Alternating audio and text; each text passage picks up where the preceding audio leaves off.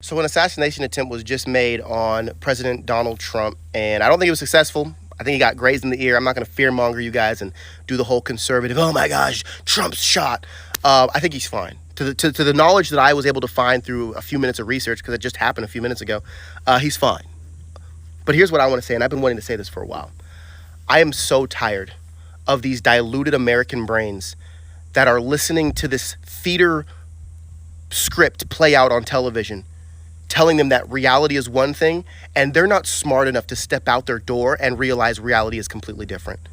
We have the news telling us white supremacy is one of the biggest threats to our country. We have people telling us that the conservatives are the same as the neo you-know-whats. They have people saying that ultra MAGA is violent. They have people saying that Trump's trying to overthrow democracy. They have people saying that all of the violence and the civil unrest and the inflation and everything is conservative Trump fault.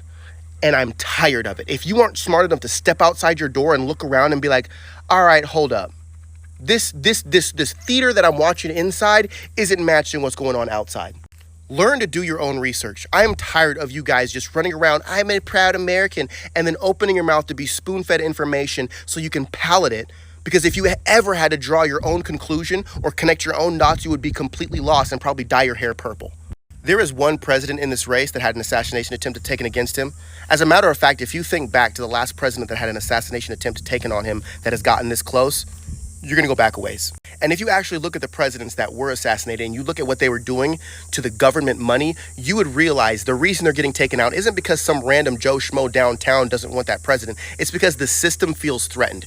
It's not some random person that's living out in the country that's like, I'm going to go in there and I'm going to take out Donald Trump. No, this is a systematic approach, right? Their first approach was, hey, we're going to make sure that Joe Biden gets elected and we're going to make sure he gets the votes. He got the votes. Boom. This time around, they were going to do the same thing. They were going to put Joe out there. He was going to get a landslide of votes. Joe was going to win again. But here's the thing. They decided instead of trying to do anything risky, let's just put our opponent in prison. Let's do it the legal way. Let's send him through the judicial system, get him locked up so he can't run for president. And that failed. And as a matter of fact, it garnished more support for Donald Trump. So they were like, oh crap, Joe Biden, you got to get out there and debate. You got to make sure we can sell how many votes you're going to get and people are going to believe it. But guess what? Joe went up there and fumbled the ball. It's not a coincidence that this assassination attempt happened right after Joe Biden completely fumbled the bag on the debate stage. And all of a sudden, even his own supporters are calling for him to step down. And now the system that you supposedly hate but somehow still vote liberal, that system is panicking. And the only other option they have, since they already exhausted the fake vote, they've already exhausted the legal proceedings, and now their only option is left with desperate, take him out. If you guys can't actually see this playing out, then I don't know what you're on, but I'm so sick and tired of the mentality that Americans have, being like, well, no, start paying attention. Start paying attention. The presidents that get taken out are the presidents that threaten the same system that you complain incarcerates black people, the same system that won't give you health care, the same system that's doing everything that you've complained about for decades, yet somehow you keep voting for Joe Biden 1994 crime bill, Kamala Harris imprisoning black people on minor marijuana charges just to put people on our prison workforce. If you don't wake up and smell the freaking flowers, I don't know what you're going to do for the rest of your life.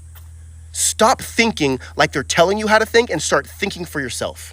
When you go vote, there's one guy that's taking out the system that hates you, and there's another guy that's making that system stronger. You make that choice.